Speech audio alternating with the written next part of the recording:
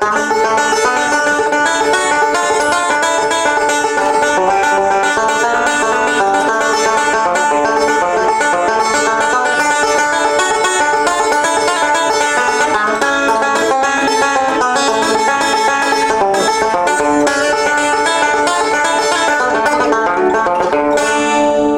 this lesson, we're going to talk about playing Scruggs Style in the key of D, which is kind of a funny subject because a lot of times on the banjo, in Scruggs Style at least, we play in C, capoed up 2 frets.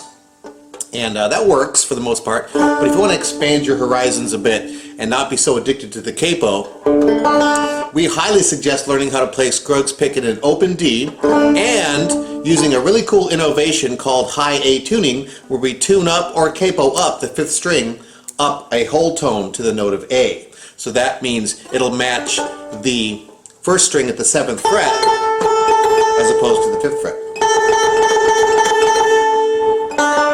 So first we're going to teach you how to get into high A tuning, and then we're going to teach you some awesome licks in this tuning for the key of D, and then we're going to put it all together in a standard chord progression for Bury Me Beneath the Willow and get you picking in D. Let's get started. Alright, let's talk about some of the benefits for using the high A tuning in open Scruggs playing.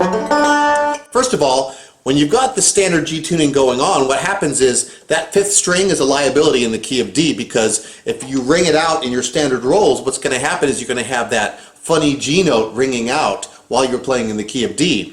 So you sort of have to tiptoe around that 5th string when you're playing in standard G tuning. The next benefit of our high A tuning is that that A note now that we're tuned up to A or capoed up to A sounds great playing in open D. So we can hear that drone string ringing out as it properly should in a note that's consonant with the key that you're in. Also, we don't have to use a capo, which basically affords us no need to have to transpose. So when someone's saying the song is in D, A, G, you don't have to transpose thinking, gee, I'm in the key of C, capoed up, I have to transpose a whole tone away. So now you can literally play the chords that are being called out at the jam.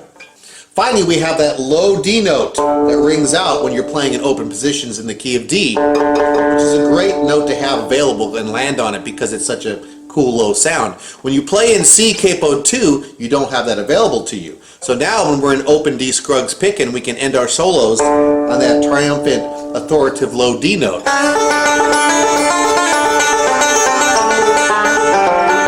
It's right there for us. Alright, our JamAlong method for playing in D has 4 stages to it. First of all, we're going to get you learning basic Scruggs style licks in the key of open D, of course using our high A tuning as we talked about. And then we're going to get you practicing these licks over standard chord progressions. Primarily the classic 1-4-1-5, which is basically the same as about 500 bluegrass progressions, and our example song, which is Bury Me Beneath the Willow. So after we learn the licks and have some practice time on them, we're going to apply those licks to a real chord progression, which is very important because that's how you get ready for real life jams with your licks. You don't want to be a closet picker and be really good in front of your cats and then get to a jam and all the wheels fall off. Then we're going to basically start pointing you in the direction to learn some leads for standard songs. We've got a great couple lessons that use these licks for standard leads for breaks. In particular, for example, Wildwood Flower or Dark Hollow would be 2 great solos you can learn in the high A tuning in open D. And we'll suggest those lessons when you get done learning all these licks. Finally, we're going to make sure that you have plenty of time playing along with backing tracks. And that's why we supply so many backing tracks at JamAlong, so you can use these licks in a simulated jam format where you feel like you're playing along with the rhythm and you can't back out. So after you get these licks under your belt and you practice them a bunch with our backing tracks, then you're ready for real life and getting out there and taking heads off at jams. Alright, without further ado, let's get started learning our licks in high A tuning in the key of D. So what we've done here is provided you with 2 licks for D, 2 licks for G, and 2 licks for A. That gives you a pretty hefty arsenal when you're improvising. So that way, for example, our first lick, which is sort of plain, for the key of D, if you get bored of playing that, you can always move to lick number 2. more bluesy and higher in pitch. So the beauty of having two licks and two different registers for each chord is you'll be able to move around while you're improvising. So if your solo starts in D, which we're assuming will be the case since you're learning how to play Scruggs pick in an open D, and they go pick it, you're going to start this way or this way. So you have a couple of snazzy options. So we're going to start at the beginning, of course, and learn our first lick in D, number 1. Let's look at the tab. Basically what happens here is we're going to grab a partial D chord. What that means is a D chord with only the first 2 fingers. Let's take a look at that. So our pointer finger will be on the G string at the 2nd fret. Our middle finger will be on the B string at the 3rd fret. That's our partial D chord, okay? So it's like that full D position without the ring finger and the pinky. It's a really cool chord to have on hand because it has these 2 digits hanging out to do some monkey business, as they will start to do soon. So to explain the flow of the lick, what's going to happen is we're going to play a forward reverse roll while holding this position down.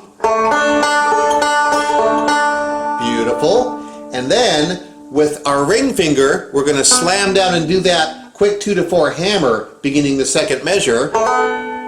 And that launches us into sort of a square roll. And that's probably the trickiest part about this, because not only is the ring finger the slacker of the hand, it seems to be least coordinated of our digits, but also we have to hold that D position down while we hammer. So it's digit differentiation, to use the fancy science term. Some of your fingers have to be holding a form, and the other finger has to be doing an entirely different action. That's okay, you'll get it. It'll be really good for your hand in the long run after you finish cursing my name. Let's try this again. We're going to grab this position, and we're going to do that forward reverse roll. And then measure 2, we're going to do basically what is a square roll with the right hand, right? And then we're going to do the hammer on the first note of that square roll. And then reach the ring finger over to this 4, and that's the conclusion of that lick. So after the count of 2, we're going to play through D lick number 1 very slowly together. 1, 2. 1,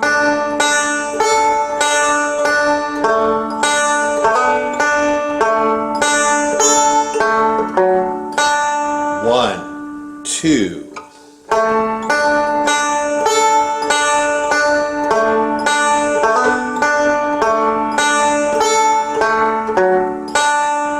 1, 2.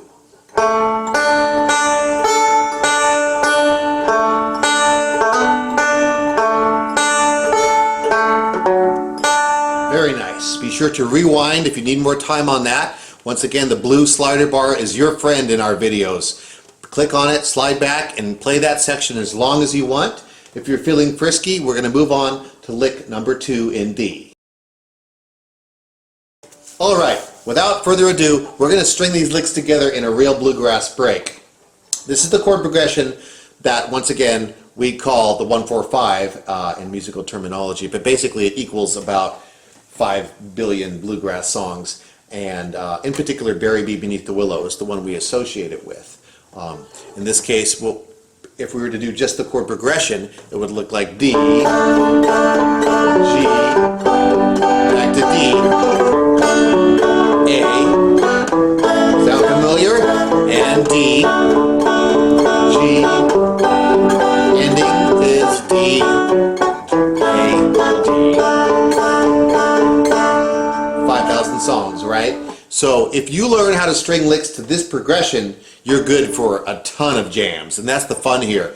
This lesson is actually not just teaching you, 6 licks and 1 progression. It's teaching you how to use it in a lot of songs if you're sneaky about it. So what's going to happen here is we're going to start our break with the D lick number 1. And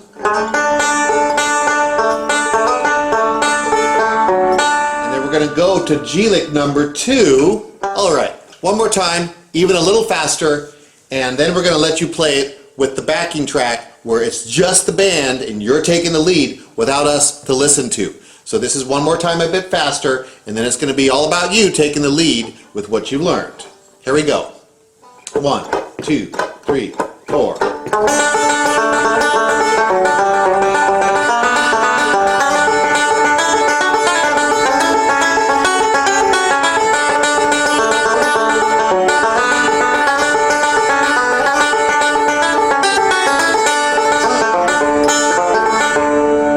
Beautiful. Let's try that again, shall we? 1, 2, 3, 4.